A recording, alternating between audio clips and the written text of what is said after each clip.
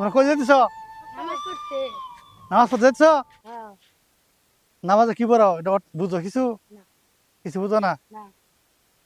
তুমি বুঝো না? তাহলে তো আমরা কি নামাজে পড়তেছি এটা যদি না না বুঝি তাহলে তো আমরা পালন করতে পারবো না। ঠিক আছে, পালন করতে পারবো না। তাই আজকে তোমাদের সূরা ফাতিহার যে শব্দের যে কটা শব্দ আছে ওই শব্দের অর্থ শিখাম। ঠিক আছে, ঠিক আছে। আমি একটা একটা বলবো আর তুমি উত্তর দিবে। আচ্ছা। বিসমি শব্দ অর্থ কি? বিসমি শব্দের অর্থ নামে। নামে। ওই যে সুন্দর ভাষা নাম বিসমি শব্দ অর্থ নামে। আল্লাহি অর্থ কি? আল্লাহ। আল্লাহর। আর রহমানির। পরম দয়ালু। আর রাহিম। আর রাহিম। অপরদয়ালু। অতি দয়ালু। অতি দয়ালু। ঠিক আছে, হ্যাঁ ঠিক আছে। আল হামদু শব্দ অর্থ কি?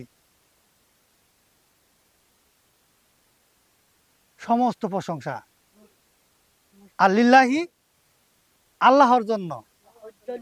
রব্বি আল্লাহ। আল্লাহ। রব্বি অর্থ প্রতিপালক। প্রতিপালক। ঠিক আছে, ইহুদিনা শব্দের অর্থ কি? ইহুদিনা শব্দের অর্থ আমাদের হেদায়েত দেন। আর সিরাজ শব্দের অর্থ কি? পথ। আল মুস্তাকিম সরল। সরল। আর সিরাজ শব্দের অর্থ কি? রাস্তা। না না। সিরাজ শব্দ অর্থ পথ বা রাস্তা। পথ ঠিক বা আছে, রাস্তা। ঠিক আছে।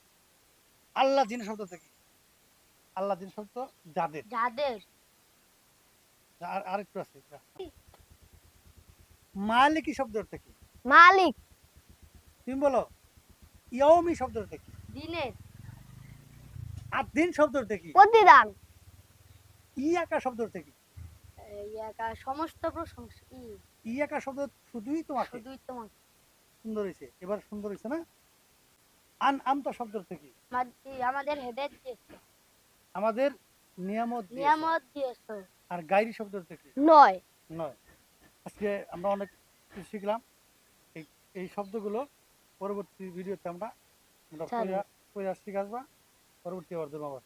ঠিক আছে, রমজান মাস, এই রমজান মাসের যে পবিত্রতা অর্জন করতে হবে আমাদের, নিজেকে সংযত থাকতে হবে। আজকে মতো চলো যাই আমরা। আপনারা সবাই যে ভিডিও দেখতেছেন লাইক কমেন্ট